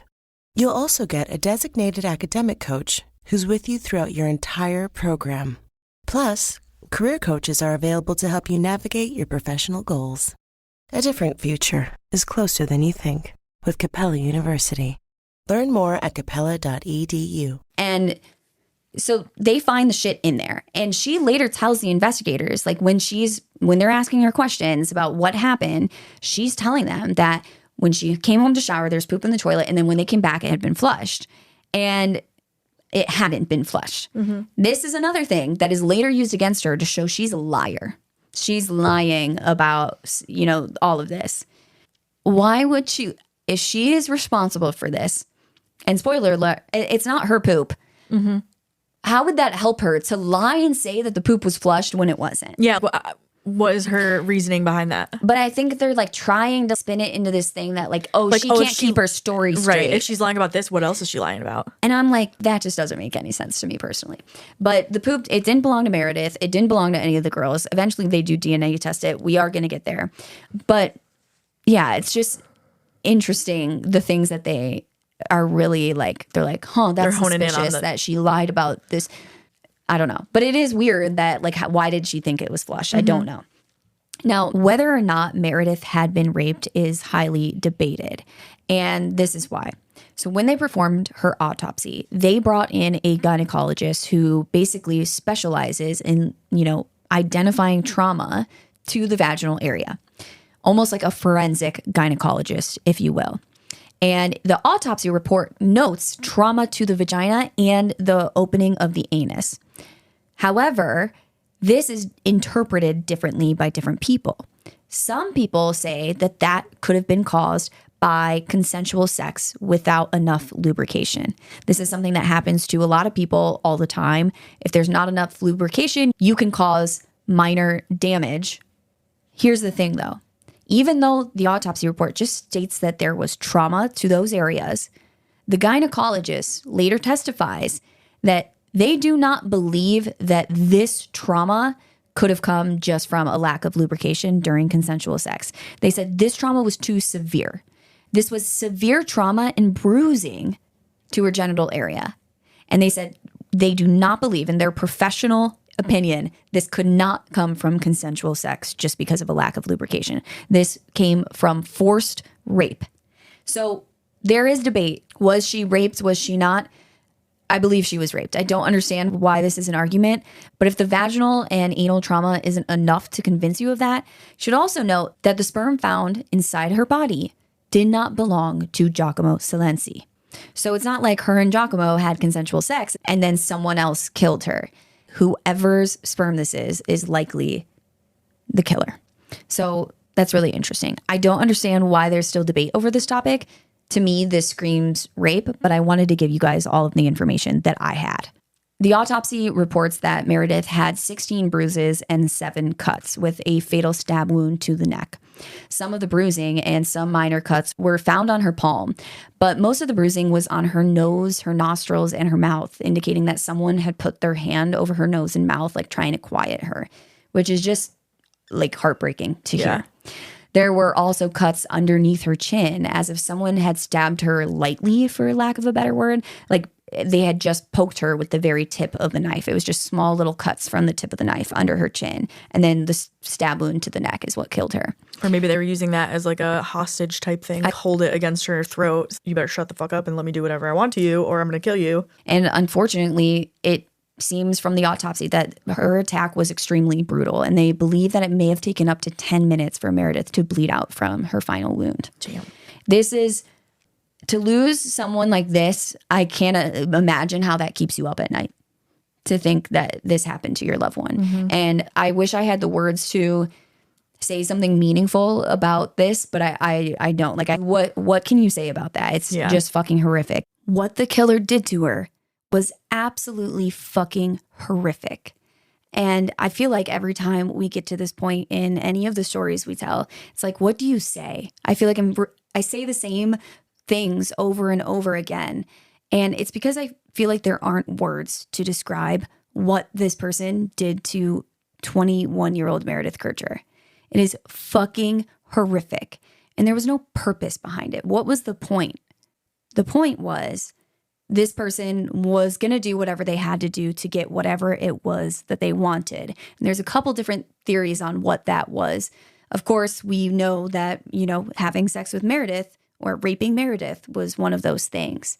But we get to this point in the story and we're talking about what was done to this smart, funny, sweet, beautiful 21-year-old girl. And my head just blanks out. What do you say about that? I feel like there's no words in the English language to properly describe what that means to her family, what it means to the world, what it means to her friends. That this person just brutally stabbed her after raping her. I don't have the words to properly to do the travesty of that justice, if that makes sense.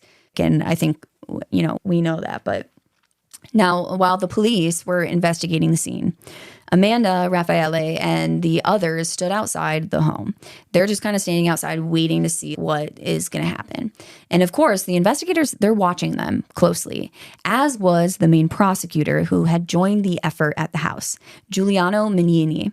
Now, Mignini was an experienced Italian magistrate who had forged a notable career in criminal justice.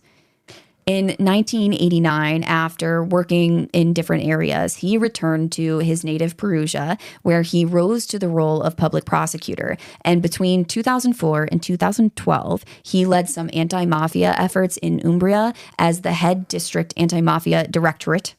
Then, in the early 2000s, Mignini reopened the investigation into the Monster of Florence, a serial killer responsible for the murders of at least 16 people between 1968 and 1985.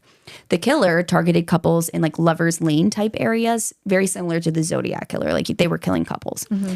Though this case remains unsolved to this day, Mignini reopened it in 2001, and he was determined to solve it.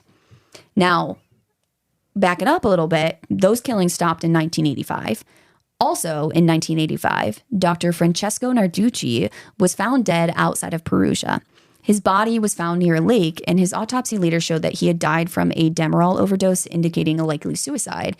Some people say it was drowning. I read both, but I think he had Demerol in his system and he drowned in this lake. Okay. When the Monster of Florence case was reopened by Mignini, he decided that Narducci's death must have been related to the Monster of Florence. I don't know why. We're going to have to cover this case. Yeah. I don't know when. I kind of wish I'd done it before this because this shit is crazy. This is crazy because Mignini's insane. So he believed that the Monster of Florence was not actually a single serial killer, but a satanic cult that killed women for body parts to be used in satanic rituals. He claimed that Dr. Narducci had been the keeper of those body parts and that he was actually murdered by the cult to ensure his silence. Now, all of the Monster of Florence victims had been killed with the same gun. So what does that indicate? One killer, probably. Or I guess maybe multiple people are using the same gun. Yeah. But even though this indicates one killer, Mignini ends up charging 20 people with crimes related to the Monster of Florence case and for covering up Narducci's murder. Interesting. 20 people. He's just trying to get everybody. Now, he charges these people in 2006. Meredith's murder is in 2007. So this is about a year before Meredith's murder. Mm-hmm. This is major news in Italy. The Monster of Florence it's like if the Zodiac killer was arrested right now. Damn. It's an infamous unsolved serial killer case. This is big news. Mignini's name is all over the press. So he charges these 20 people. The theory is that they're from this satanic cult and that they're responsible for the murders, but he didn't have evidence that they were responsible for the murders, so he charges them with covering up this Dr. Narducci death. Now, these 20 people were mostly made up of police officers and government officials. So he's arresting people in positions of authority, saying that they're part of a satanic cult responsible for some of the most famous serial killings of all time in that region. This guy doesn't seem very accurate. Wait, I'm not done with his theory, Emily. Oh. Don't worry. So they're in this secret satanic society, and he lays this out in court. And there's this crazy series of events that honestly make such little sense to me that I couldn't even fucking follow what this theory was. But from what I got, he's basically trying to say there's a satanic cult, and the reason that Dr. Narducci was involved was because he had the body parts, and not Dr. Narducci. The reason his autopsy showed that he had drowned and wasn't killed was because there was a body double used, and that the body buried isn't actually Dr. Narducci. And he even had Narducci's body exhumed to be DNA tested, claiming that the body that was buried was this body double, and it had been switched out twice. And not actually. And so he's like, we need to exhume the body and DNA test it because it's not going to be Narducci. Shockingly, the body ended up being Narducci's. What the hell is wrong with this guy? So this made him look like a fucking idiot. I'm trying to say the F word less. People are getting mad at me.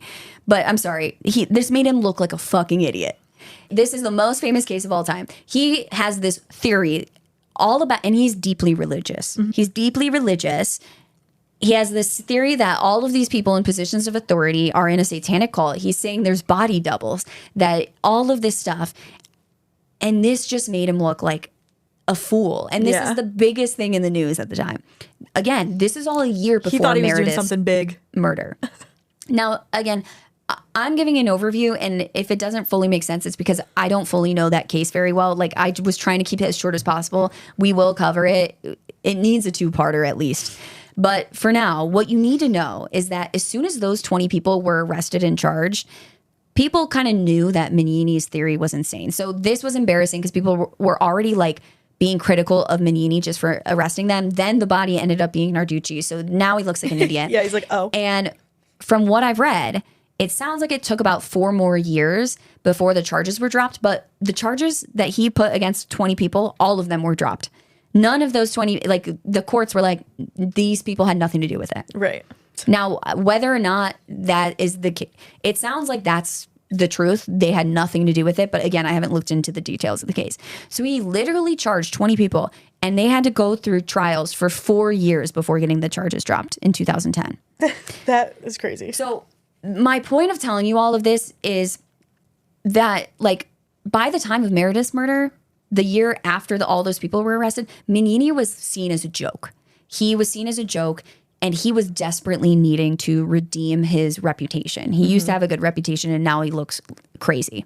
I will also note that charges, and we're going to talk about this later on, charges were later pressed against Mignini himself for abusing his position of power during the Monster of Florence and Narducci investigations. I was waiting for that. I was like, somebody's got to Uno reverse sue his ass because that is crazy. And I don't know the details of what he did to those 20 people. I'm sure it's horrible, but what he does, in my opinion, what he does to Amanda Knox and Raffaele Sollecito and Patrick Lumumba is fucking insanity. But this is just one man. Yeah. That's what's crazy, is how many people were complicit in what happens here. But anyway, I'm getting ahead of myself. Not only are charges pressed against him for abusing his office in that case, but to my understanding, he had also wiretapped some journalists' phones in a way that was illegal. I don't really know how it works in Italy, but he did something wrong, apparently. I believe he was convicted on the wiretapping thing. Now, I tell you all this because I think it's important context in understanding Mignini's perception of facts, of behavior, of the evidence. And again, like I said, he's a deeply religious man. He talks about his religion a lot. He talks about it in the Netflix documentary. And as we can see here, he has already suspected the motivation of a major crime to be satanic. And spoiler, he's going to say this about the Meredith Kercher case as well. Now, he does drop this pretty quickly because the court is not fucking having it. Yeah, after like, that whole Monster mean? of Florence embarrassment, they weren't having it. So he did drop it and he adapted his theory, but he didn't really change the theory very much. He just dropped the satanic aspect, which is a good move because you probably shouldn't involve religion. And I don't know, does anyone know of an actual case where it actually ended up being a satanic cult? I feel like I hear about so many stories in true crime that they say it's a satanic cult, never is. So if you know any cases where it actually was a satanic cult or a satanic ritual or something, let me know because I'll cover one of them. But anyway, this is all... Again, I don't know all the details of this other case, but from what I've read, we're going to see a pattern here, a pattern of behavior that Mignini has. And we can see that In this other case, he had a theory, this satanic cult theory, and he stuck with this theory despite a complete lack of evidence supporting that theory. And these are all things that, in my opinion, we're going to see him do in Meredith's case. But I wanted you guys to have that information before we talked about the investigation, because I think it's important context. And you guys can decide for yourselves if I'm right or if I'm wrong. Yeah, this guy I'm wrong all the time. Sounds like not a great guy, so. I'm wrong all the time. Maybe I'm wrong, but that is how I see it. So, at the crime scene, Amanda and Raffaele, Filomena, her boyfriend, the friend, they're all standing outside. Filomena is hysterically crying. Meredith's British friends were eventually notified too, and of course, they're crying hysterically. Amanda did not. She was not crying. She was not hysterical. She wasn't crying. In fact, standing outside, Amanda and Raffaele were embracing, even shared a few kisses. They would later say that Amanda was extremely upset and that Raffaele was consoling her, but it was seen by investigators and even some of the bystanders as extremely odd and inappropriate for the scenario. This is the first thing that investigators and Mignini... They're like tilting their heads at. Yes. That's weird. This is the first thing that they're like, this is sus. They start looking at Amanda Knox, who in their eyes, she didn't seem upset, and she was being, in their opinion, overly touchy with her boyfriend at a very inappropriate time and place. Now, there is actually a video of them outside of the house where you can see them embracing and kissing. I'm not sure if this video was taken by investigators or by the media, but to me, what you see in this video comes across exactly as Raffaele and Amanda claim. A boyfriend trying to comfort his girlfriend. Mm-hmm. Basically, she has her arms crossed and he's like rubbing the sides of her arms. Reassuringly, she has a very sad look on her face. And they do kiss a few times, but they're like little pecks. And like they're talking in between. Like reassuring pecks, yeah. Yes. Mm-hmm. And they're not like making out, at least not in this video. And what I will say is this video is just a short clip. I don't know if they were being more inappropriate other times. I don't know. But this video is always used as this is how they were acting outside the scene. So if they weren't doing more than what you see in this video, I think this is a fucking crazy point. Mm-hmm. I think this is a crazy point. There's nothing sexual, or it seems like she's sad and he's trying to comfort her. Yeah. They look upset. The look on Amanda's face, it's somber, it's sad. She looks scared. Mm-hmm. But she's not crying. She's not hysterical. And Amanda later says that this is just how she is. She is stoic. Like when she was growing up, she says, her grandma was from Germany. And so that's why they all spoke German. She says that's kind of like the culture. Like her mom and her grandma always taught her like, no, you don't cry in public. Like you go cry alone. Mm-hmm. Like you want to cry, go to your room. Yeah. And you come back when you've calmed down. She was taught stoicism. Like she was taught to be calm. And that's something I personally do not understand. I be weeping at everything. She be in the club. I be crying in the club. Dude, I cried in the club last night. You did? Yeah, but like happy-ish tears, not like nothing bad. No, I wasn't like just like drunk crying or anything. But I'm just saying I feel like I'm like that. I do not cry in public ever. Like rarely. No, 100%. Almost never. 100. But I feel like you might cry in this scenario. Yeah, I don't know. I just don't think it's that crazy. That doesn't mean that she murdered her roommate. What I will say, and we're going to get to it in next week's episode because we're almost done with this. But what I will say is that she has some fucking behavior after this that you're like, girl, what were you thinking? What were you thinking? This specific one to me, again, if it doesn't go further than what's in this video, what you can see in this clip, I think it's crazy. But still, the postal police also were telling investigators at the scene that they found Amanda and Raffaele's behavior before they realized what happened to Meredith somewhat odd. But they also said that Amanda's reaction to them finding Meredith was extremely suspicious as well. Remember, Amanda claims that she never saw the body. Like she never saw inside of that room and she couldn't really follow what was going on. She was misunderstanding because of the language barrier. And so they're saying, oh, she's not hysterical. Everyone else, when they opened that door, was screaming and upset. Now they're outside and they're crying. But they saw Meredith's body. They saw blood everywhere. They saw the scene. And Amanda's saying she didn't see it. She just got pushed out and she was like, I didn't see anything. What do you mean? What even was in there? I can't tell you. I don't know what Amanda saw. Only the people there can tell you whether or not they believe that. I don't know. But what I will say is if that is true, if she never saw what was happening, I do think your reaction to seeing the body of someone who has been murdered and being told that someone there has been murdered, I do believe your reaction would be different. Yeah. I don't know if any of you guys have ever seen a dead body or like a loved one has passed away. You see an open casket or go to the funeral home. I have a few times, and I've always thought if someone very close to me passes away, I do not want to see their body. To each their own. But it hits you in a different way of realizing that they are gone. Mm-hmm. And I'm just talking about people who are like, you know, died from natural causes. Yeah. This is fucking different. Yeah. So, yeah, I think if Philomena saw Meredith's body, the body of her friend, her roommate, well, not and even Amanda that, and blood didn't. everywhere. They said there was blood all over the room. Right. You know? Yeah. And it's not like what you're picturing, oh, the walls are just splattered. painted. Like, it's not like that. But there's enough blood that, like, you knew that she wasn't just lying under that blanket sleeping. Right. You know? Yeah. But I do think that's going to cause two different reactions. Mm-hmm. Now, would I still be crying if I didn't see it? And 100%. But I'm a very emotional person. Yeah. Amanda's saying, I'm not that emotional. But also, would they have noticed her reaction as much if Philomena wasn't as hysterical? Maybe I not. don't know. You know what I'm saying? Because they were so polar opposite of reacting. Yeah. And then know. the other thing is they're saying, oh, the kissing and stuff was so inappropriate. And I wondered, and I don't know the answer to this, if that's just a cultural difference. Yeah. But then again, like Raffaele he's Italian, he's from Italy. So to me, like, it didn't seem inappropriate. But I'm like, well, maybe in like Italian culture, like the PDA is too much. Like you don't even peck in public or something.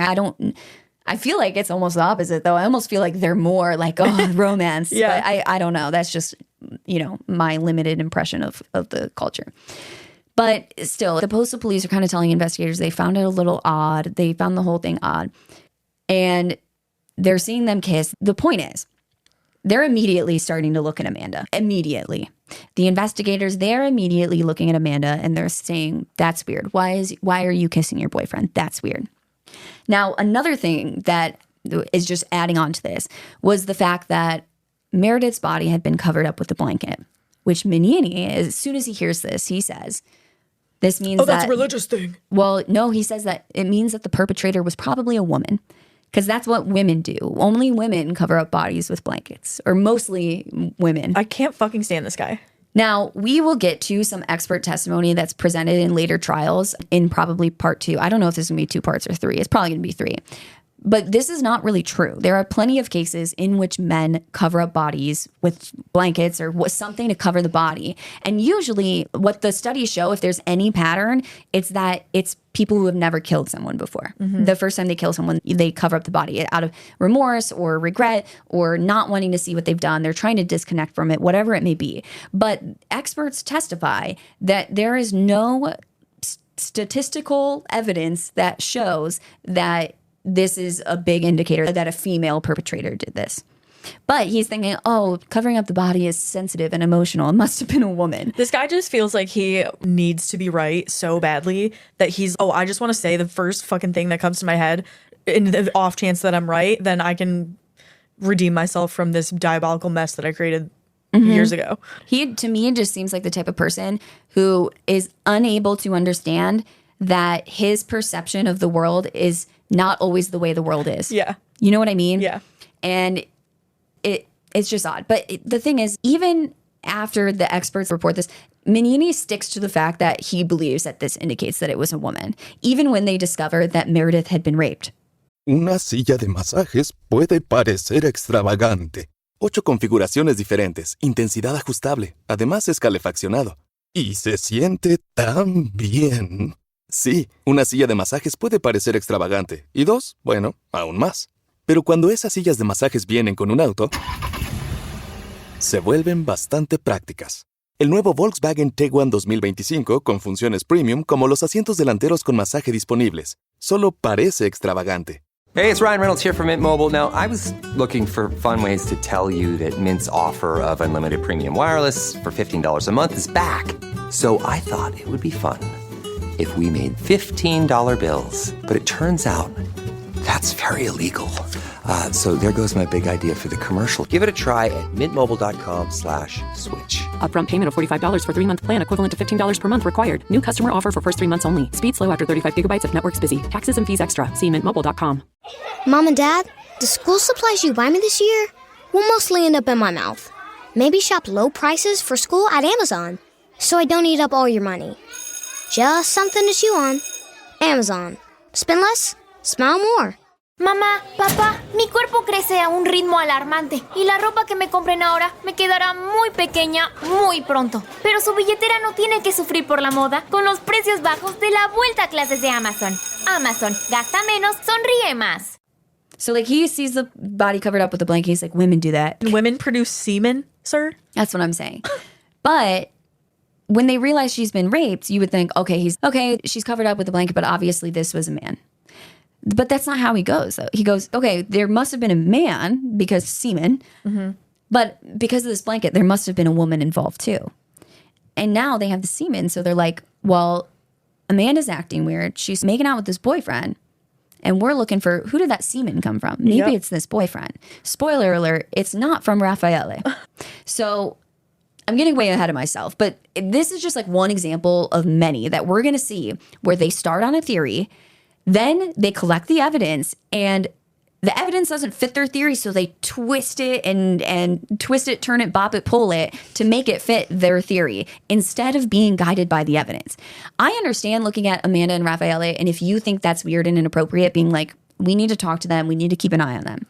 But don't base your entire case on them being the exactly. Like what? Now, before even leaving the scene, Amanda and Raffaele were officially being watched by investigators. Like, they had spoken out loud about this. They're like, we think they're suspicious. We need to keep an eye on them. They are people of interest, basically. Yeah. And at this point, they're the only people of interest. Yes. Now, they were then asked to go down to the police station for questioning, which, of course, they obliged. And Amanda basically explains she was happy to do whatever they needed to figure out who killed Meredith. Mm-hmm. She's scared. Cooperating, yeah. She's scared. You know, what if she had been home? And her roommate is killed. So they go down to the police station. We're going to get to the interrogations next week. By the time that day was over, their phones were bugged. So that tells you day one, they so fully believed that Amanda and Raffaele had something to do with this that they bugged their phones. That's a lot for day one. Yeah, you're making a lot of progress. That's a lot to go on for not a lot of evidence that points to them at all. Yeah. So that is where we are going to leave off for part one. Damn. But this one's a doozy. I know I gave you guys so much background information, but I feel like, here's the thing, is like, it's all going to come back.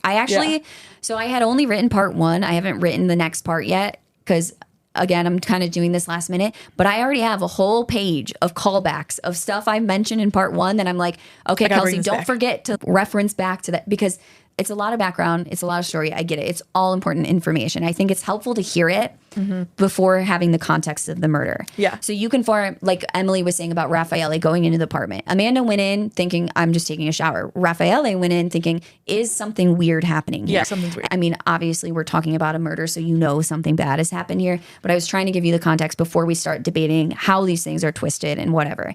You know, that's why I'm talking about that text message. I say, Emily, anything sound off to you about that text message? And nope. Okay. Because that text message is going to be used to press charges for murder against Patrick Lumumba, her boss that told her not to come in. What the fuck? Because Amanda said, see you later. Oh. And in Italian, when you say ci vediamo più tardi, is literally we see each other later. And that means, like, when you say that in Italian, it literally means they're gonna we'll meet see you. I'll see you later today, later tonight. In English, in America, see you later. It's like, see bye. you whenever. I'll see you in a week. I'll see you in 3 years. It's just casual. Yeah. So, and that's the thing is, like, when I was talking about all the threads that we're going to see throughout the story, the language is one of them. It's because there is going to be a lot of misunderstanding based on this language. Like, to me, this text message is like absolute garbage evidence. But people in Italy get so stuck on this. The investigators, the prosecutors, they are so stuck on this. I think a lot of the public too. And actually, I have a really funny story to explain this. So this reminds me of when I was working in Italy, and every morning we'd all stand out by the coffee machine and have a coffee together and just chat, and everyone's speaking in Italian, and I can't keep up. I'm not fully understanding what's going on. And I'm just doing my best out there, but I'm mainly just standing there feeling so awkward and uncomfortable. And one day, all of the like upper level people, like the owners of the company, all of the C-suites, they're all staying out there with us, which normally it's all of us that like work in our little cubicles. And so they're trying to be nice, and they're speaking to me like I'm a 5-year-old in Italian. They're asking me like what I'm doing that weekend. And my mom was coming to visit, and we were going to go to Verona for the weekend. So I'm trying to explain this to them, and I was trying to say I'm really excited.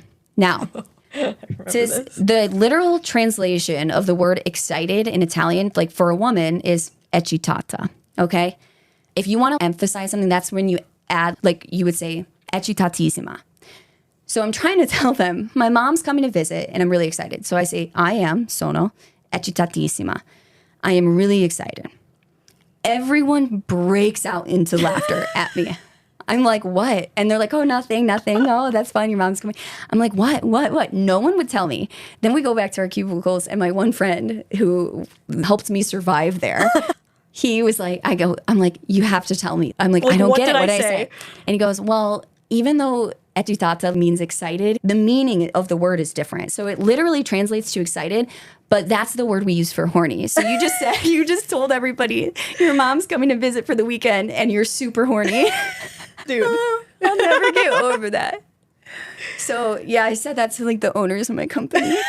But that's my point, is the cultural barrier. The translations, when you do not speak fluently, you don't know these things. Like you think see you later. And I could see why Patrick got that text message and he's like, I'm not going to see her later, but whatever, I'm not going to respond. Like I get, he probably got what she meant, I guess. I don't know. But that's going to be a whole thing in next week's episode. So we will get to it. But yeah, we're 2 hours in. It's probably only an hour and a half for you guys because I really stumbled through my words today, as always. But thanks for being here. And I don't know if you guys learned anything new yet, but I think you will. I think a lot of people don't know anything about Mignini and like his past cases and his history. Yeah, and I think they should. Yeah, I think they should. I think it's super important. So yeah. I think with that, court is adjourned for the day. Huzzah. Huzzah. Bye. At Instacart, we know that back to school doesn't just mean back to school. It means back to lunchbox packing, back to after-school snacking, back to soccer games, drama rehearsals, band practices, all back to back to back. And if all of that's back, then it's time you get back to ordering through Instacart and do whatever it is that you need to get your life back on track. Instacart, we're here. Now, if you guys love the pod, make sure you're following us wherever you're listening so you don't miss out on any future episodes. And while you're at it, we'd be forever in your debt if you had left us a 5-star rating. For more content from us, you can follow us on Instagram and TikTok. Both are at A Trial by Podcast. You can also follow us on our Facebook and join our Facebook group. You can shop our merch by clicking the link in the show notes or visiting our website, atrialbypodcast.com. A Trial by Podcast is a fully independent podcast. If you'd like to help support us, you can do so by donating through the link in our show notes. The site we use for this is called Buy Me a Coffee, but don't worry, your donations will never be used for coffee or frivolous things, only for expenses related to running and growing the podcast. So thank you guys for your support. Thank y'all. Huzzah. Huzzah.